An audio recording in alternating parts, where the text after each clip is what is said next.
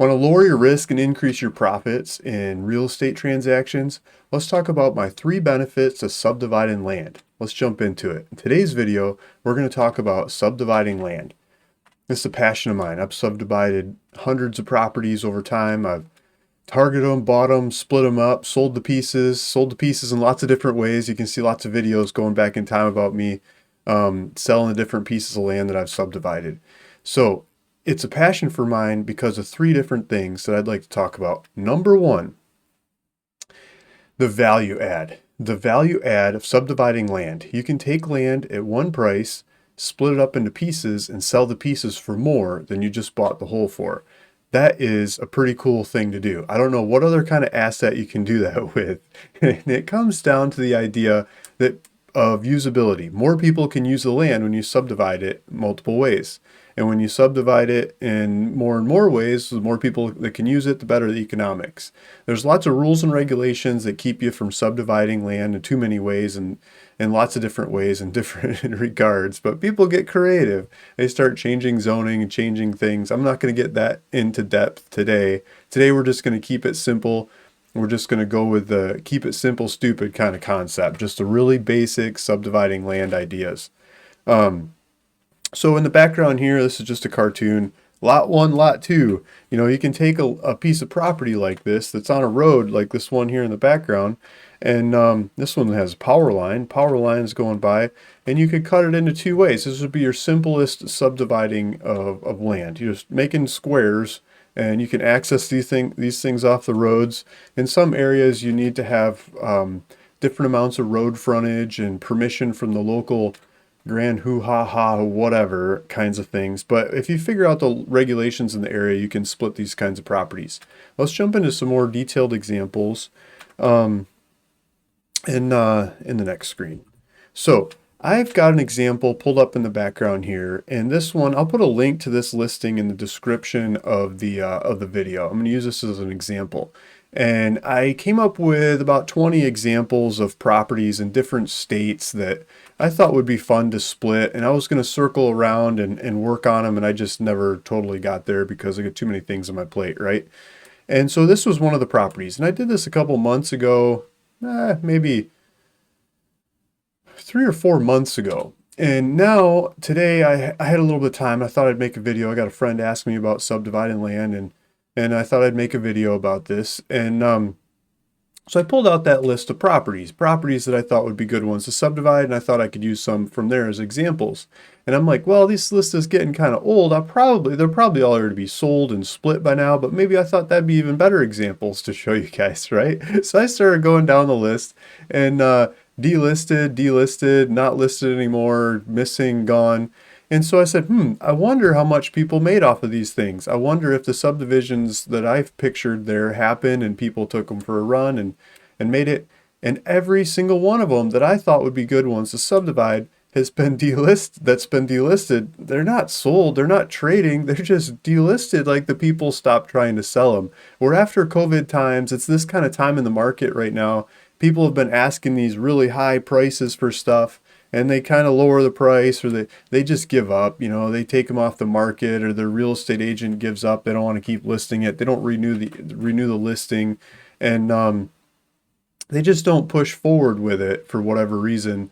And they keep the land, and they'll try again later on someday. So I think there's a lot of those kinds of properties out there, and there's a lot of them like this one that was still listed. And so I took a look at this one. This one's been listed for a long time, and that's part of the nice thing about this, what's happening in the markets right now, is there's a lot of opportunities just listed on the market. So this one was listed in November of 23, and we're in October of 24, and it's still listed. I mean, maybe they signed a 1-year agreement or something to list with the agent. I don't know, but they haven't done much of anything, it doesn't look like, since they posted it, and it's just sitting there. Maybe I don't know what I'm talking about. Maybe they're sending mailers. Maybe they're jumping up and down, putting up signs, and going to every real estate meeting they can and telling everybody about it, and I can't see that. But generally they just put up pictures and let it sit and see if anyone gets it. Now this one caught my attention because of this picture here. Well, this picture here has, you know, if we look at that first picture we had in the background, this example, the cartoon I started with, there's a road. And so when there's a road, they're easier to split, right? So this one's got a road on two sides. We got a road and maybe even a third side. I don't know if that's a legal road. This one sure looks like a county road. This one looks like a state highway.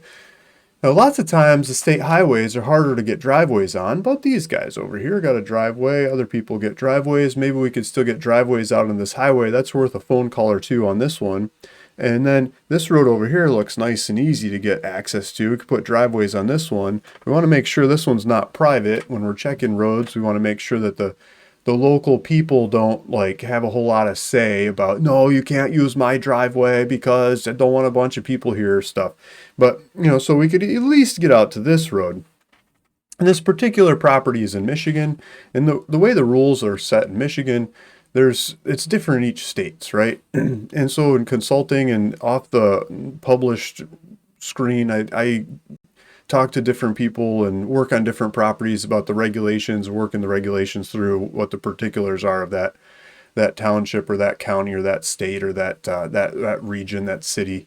And I love just figuring it out, right? I like going diving in and making calls and pulling up all the laws and figuring it out. I'm not an attorney. I'm not giving legal advice. I'm just figuring them out on my own behalf to figure these deals out, right? And so I do it with other people. So there's a power line here. That's nice. There's a natural gas line here that's, I don't think, as nice because that's a long distance natural gas line. But looking at the pictures, this one's got like transformers on it. So it looks like you get residential in there. And you could cut this thing up. So in Michigan, they've got state rules. And the state rules let you subdivide stuff from I'm going to forget the date, 2008, 2006, 2000, don't quote me on the date. I've got it all written down. But as of a certain date when they set this law and they last stamped it, from the property's legal description then till now, you've got splitting rights. You can split it so many different ways based on some things. Like if it's 10 acres or more, you can split it 4 ways.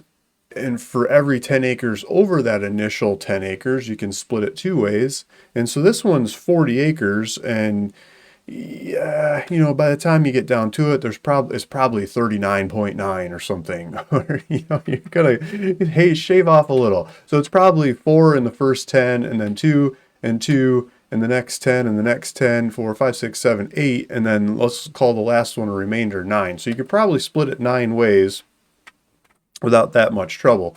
And in Michigan, you don't have to have a certain amount of, usually maybe the township and the county have some different regulations, but lots of times you don't have to have certain amounts of road frontage per property like you do in other parts. Like if you're down in the south or the east, you got to have your 150 foot if it's paved, or 200 foot if it's gravel, and if it's this zoning or that zoning, all these if-then kinds of equations. As you navigate your way through the local rules, you can figure out what you do. But if you start with a bunch of road and a big nice chunk of property that's flat, that doesn't have a bunch of swamp in it, it's got a power line, this is one worth digging into and going to see how many ways you can split it and what the process is. So this brings me to number 2. So the first one was taking the price from low to high when it comes to splitting. Number 2, my favorite benefits of splitting number 2 is that you can, the time can be fast. So figuring this out, you can figure this out when they're on the market before you even make an offer, or you could make an offer, get your offer accepted, and figure it out from there, or you could do a combination of the two. You could figure out with a desktop study before you make an offer accordingly, get it more professionally figured out by surveyors and attorneys. You could have them do the paperwork up, make sure you can split this whole bunch of ways before you actually pay for it, and then know what you're going to be able to come out the other side with, pay for it, have the split done, come out the other side with the pieces, and start selling the pieces. So number 2, time. The time between putting up the money and being able to sell the product of the pieces on the outside. When you're doing a basic land split like this, it can be fast. It can be a couple days. It could be a week. It could be a couple, 2-3 weeks between paying for the property and being able to sell the pieces of the property. So I think that's pretty cool. Number 3, you're in the driver's seat. you get to pick the property, you get to look at these on the market, you get to figure them out ahead of time, you get to come up with a price that you want to pay for it and make sure it all pencils. So let's jump into that number three. So number three, this one is asking $115,000. And what does that mean? It's all relative to the local market, right? So $115,000 for 40 acres. So we were talking before that you might be able to split this 9 ways, and that might not be the most economic. It might be more economic to make some bigger pieces, but generally the more people that can use the property, the more economic it is. So the smaller pieces you can make, the more people that can use it, the more economic it is, right? So let's try 9.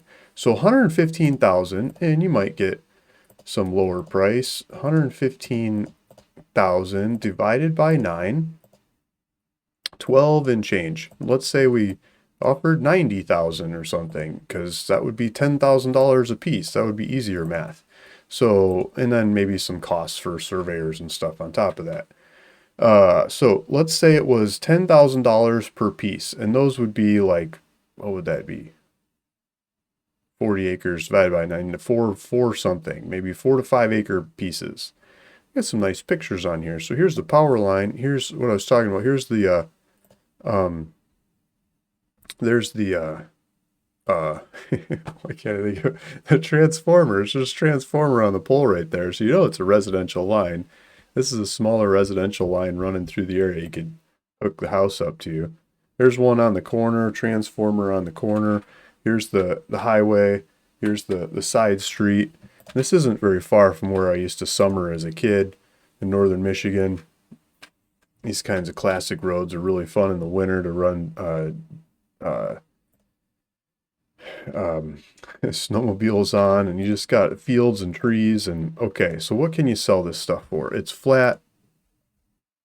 This could be anywhere in the country, you know, it's different pictures, but the same idea, different regulations, but the same idea, right? This is my example.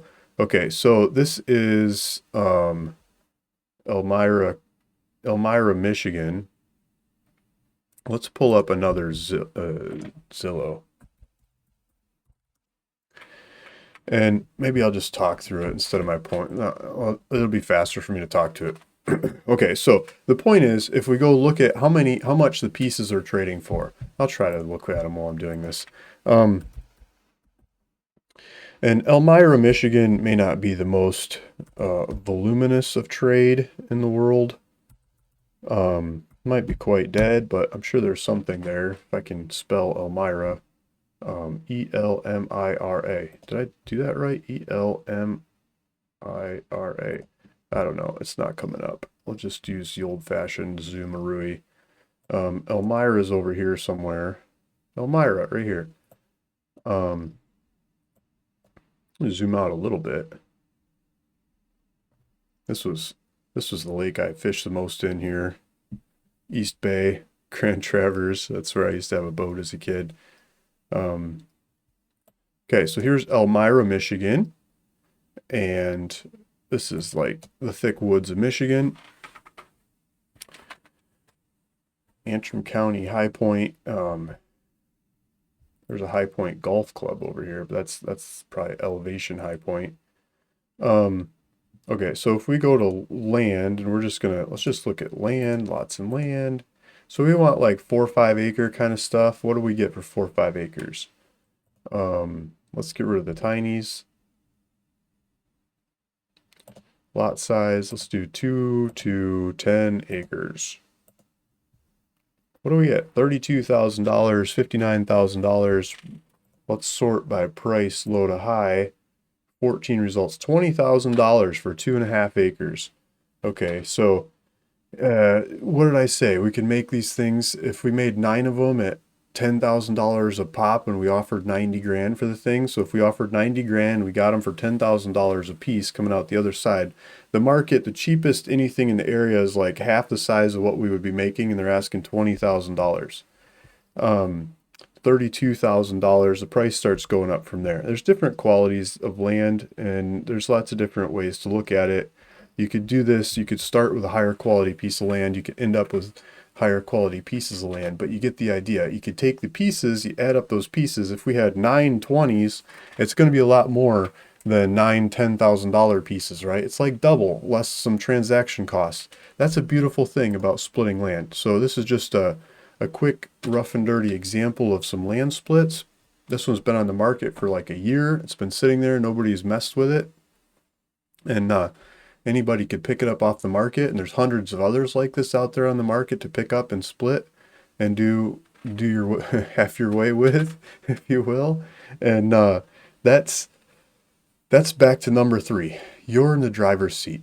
You can pick the quality of land you start with to end up with the quality of pieces that you end up with.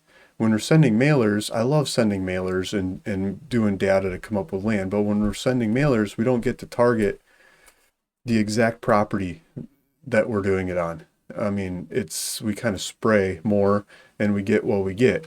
And there's benefits to that too. And you can negotiate and you can structure the deals easier without a realtor involved in everything. But a deal like this, it's on the market and you go figure it out and you can offer what you want and you can ask for the time that you want to put it together, to have a surveyor go out here, split the thing up for you, make sure it's, you're not hitting any red flags in the split. And maybe an attorney to look over the shoulder and sign off on everything, say, yeah, you're going to be able to deliver all these pieces. And so minor amounts of money compared to the money that could be made on a deal like this. I like these kinds of deals. I think they're even more fun as you get into like high traffic retail and making shopping centers and out parcels and lots of different ways you can split up properties. But starting with the basics and getting to understand the idea of splitting real estate is a beautiful thing. And so that's what I wanted to bring and show and tell a little bit today. If you have questions, comments, please throw them in the comments below. I'd love to answer as much and talk more about these or go down the rabbit hole with you on different properties if you're interested. Luke Smith, see you in the next one.